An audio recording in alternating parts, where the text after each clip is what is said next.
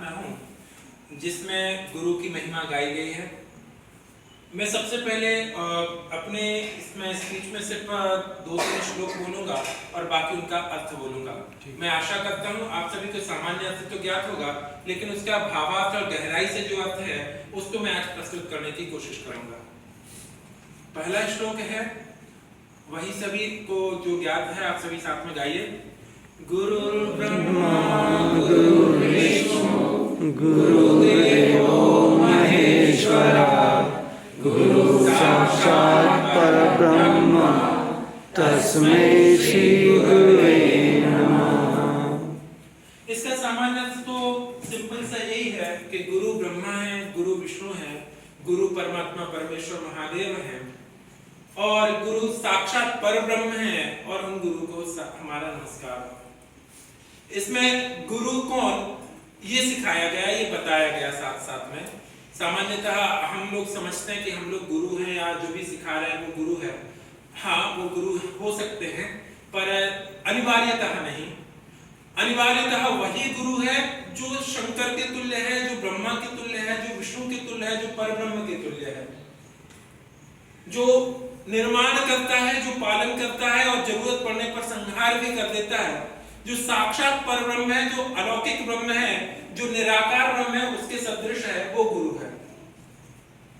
तो गुरु सिर्फ हमारे लिए पढ़ाने वाले नहीं, आचार्य, उपाध्याय, पाठक, शिक्षक, ये बहुत सारे शब्दों का प्रयोग हमारे लिए इतिहास में और पुराणों में प्राप्त होता है और हम उनमें से किसी पदवी के धारी हो सकते हैं अगर उससे तुलना की जाए। पर गुरु वह है जो गुरुत्व धारण करता है। गुरुत्व का मतलब हम दो तरीके से लेते हैं। जो जैसे पृथ्वी में गुरुत्व होता है, आकर्षण क्षमता होती है। गुरुत्व का एक अर्थ ये भी होता है कि जो वजनदार हो। वजनदार वो होता है जो गहराई तक जाता है, उथला उथला नहीं रहे, वो गुरु है। गुरु वो है जो सुख को प्रदान करने में, दुख को दूर करने में सहायक हो। गुरु वह है जो हमारे लिए संसार के बंधनों से तार दे और हमारे लिए कष्टों से मुक्त कर दे। ऐसी पदवियों और ऐसी विशेषताओं का धारक ही गुरु होता है और ऐसे गुरु को नमस्कार हो। इसी को बताते हुए एक और श्लोक है, वो भी सभी को याद है। अज्ञान तिमिरांधस्य ज्ञानांजन शलाकया चक्षुरुन्मीलितं येन तस्मै श्री गुरवे नमः। इसमें शब्द हैं जो शलाका। पहले एक शब्दों का थोड़ा अर्थ बता देता हूँ। शलाका का मतलब होता है छोटी सी सीख या लकड़ी। जनरली पहले ऐसे होता था, मान के चलिए आंख में काजल लगाते हैं तो उसमें कई बार पहले के समय पर कोई लकड़ी जैसी कुछ तीली जैसी चीज का यूज करते थे, उसको शलाका बोलते हैं। मान के चले कोई अंधा हो गया है और वो मोतियाबिंद जैसे अंधा है, उसके कारण से दिख नहीं रहा है और आंख के ऊपर पर्दा लगा हुआ है। किसका पर्दा लगा हुआ है? अंधेरे का। और ये अंधेरा है अज्ञान का अंधेरा। तो अज्ञान तिमिर अंधस्य, जो अज्ञान रूपी अंधेरे से अंध हुआ है, अंधा हो गया है, ऐसे व्यक्ति के लिए जो ज्ञान रूपी काजल की शलाका से, ज्ञान रूपी अंजन की शलाका से आंखें खोल दे, चक्षु उन्मीलितम येन, जिसके द्वारा आंखें खोल दी गई हैं, ऐसे गुरु को नमस्कार। तो यहाँ एक बात और पता चलती है, गुरु दुनिया में बहुत सारे हो सकते हैं जो दूसरों को, जो पिछली विशेषताओं से सहित है, लेकिन जो मेरे लिए हितकारी रहा हो वो मेरे लिए गुरु है।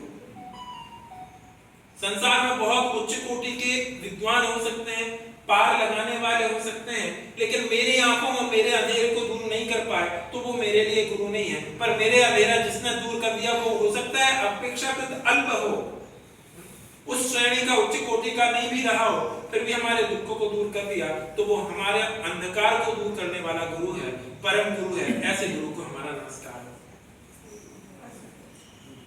एक और पॉइंट यहाँ पर है, हिंदी का एक श्लोक लूंगा मैं, एक दोहा लूंगा, बहुत ही प्रसिद्ध है। ये भी मैं प्रसिद्ध इसलिए लेकर के आऊं क्योंकि सबको ज्ञात है और उसके अर्थ सबको बार बार दिमाग में क्लियर हो जाएंगे। नया लेके आऊंगा तो उसमें नया ना श्लोक याद है ना अर्थ याद है। न दिए गुरु गोविंदो खड़े काके लागू पाए, बलहारी गुरु आपके गोविंद दियो बताए, ये सबने सुना है। कवि के सामने एक साथ गुरु और गोविंद दोनों प्रकट हो गए, सामने आ गए अचानक से। अब कवि सोच रहा है मैं विनय करूं, नमस्कार करूं, किसकी करूं पहले। जनरली ऐसा होता है ना, पूज्य का क्रम या पद सोपान होता है, अपने मतलब डिपार्टमेंट में भी हायरार्की होती है, तो पद सोपान के क्रम से हम नमस्कार करते हैं। ईश्वर तो परमात्मा है, सबको बनाने वाला, सब कुछ करने वाला, अगर समझ के चलते हैं तो वो सर्वश्रेष्ठ है। पर गुरु कौन है? वो सर्वश्रेष्ठ व्यक्ति रहा हो, पर सर्वश्रेष्ठ को दिखा देने वाला, सर्वश्रेष्ठ ये है ये बता देने वाला जो है वो गुरु है। तो वही पिछली बात है कि हमारे अज्ञानता मेरे तो हमें नहीं पता था कि कौन सर्वश्रेष्ठ है, कौन महान है, किसकी पूजा करूं, किसकी अर्चना करूं, कौन मुझे मुक्ति देगा। पर मुझे जिसने मुक्ति दिलाएगा वो बताने वाला, मेरा लक्ष्य बता देने वाला, वो नाविक मुझे पहले महान है, वो केवट मुझे पहले महान है। इसलिए पहले गुरु को नमस्कार किया। तो गुरु और गोविंद दोनों खड़े होने के बावजूद भी गुरु को नमस्कार किया, और वो गुरु ईश्वर से अधिकतर हो गया उस समय पे, जिस समय पे बात आई कि संसार से मुक्ति की बात क्या है, जो यथार्थ मार्गदर्शन करने की बात है, तो मार्गदर्शक गुरु होता है। अंत में मैं एक छोटे से श्लोक के साथ, थोड़ा सा डिफरेंट है, शायद नहीं सुना होगा, मुझे भी याद नहीं है, मैं पढ़ के सुनाऊंगा, उसके साथ समाप्त करूंगा, उसका अर्थ बोलूंगा।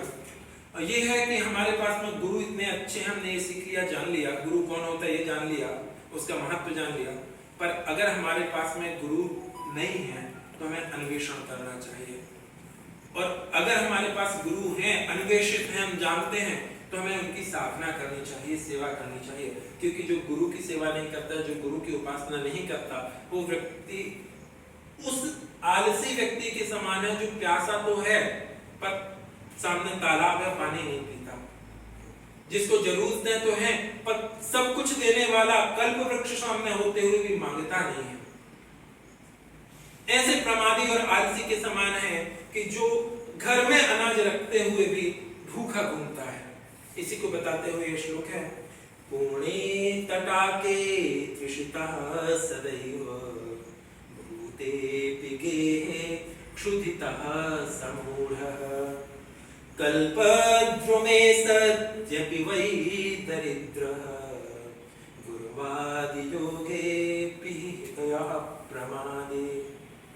जो गुरु आदि के योग मिलने पर भी प्रमादी रहता है, वो पूर्ण तटाक अर्थात तालाब के होने पर भी तृषित अर्थात हमेशा प्यासा ही रहता है, सदा ही रहता है। भूते अपि होने पर भी गेहे घर में है अनाज, फिर भी क्षुधितः समूढ़ः वह मूढ़ हमेशा भूखा ही रहता है।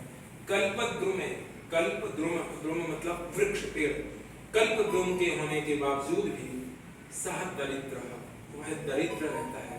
तो ऐसे हम दरिद्र या ना हो, और उसका सिर्फ कारण एकमात्र प्रमादी होना है, आलसी हो जाना है, तो हम अपना प्रमाद आलस से त्याग करके श्रेष्ठ गुरु की खोज करें, गुरु प्राप्त हो जाएं, उनकी परीक्षा करके हम प्रमाणित कर लिया कि यही योग्य गुरु हैं, तो उनकी उपासना करें, सेवा करें, और ऐसा करते हैं जीवन में, तो हमारी आज की ये गुरु पूर्णिमा मनाना धन्य होगा। इसी बात के साथ अभी की बात समाप्त करते हैं। Thank you very much.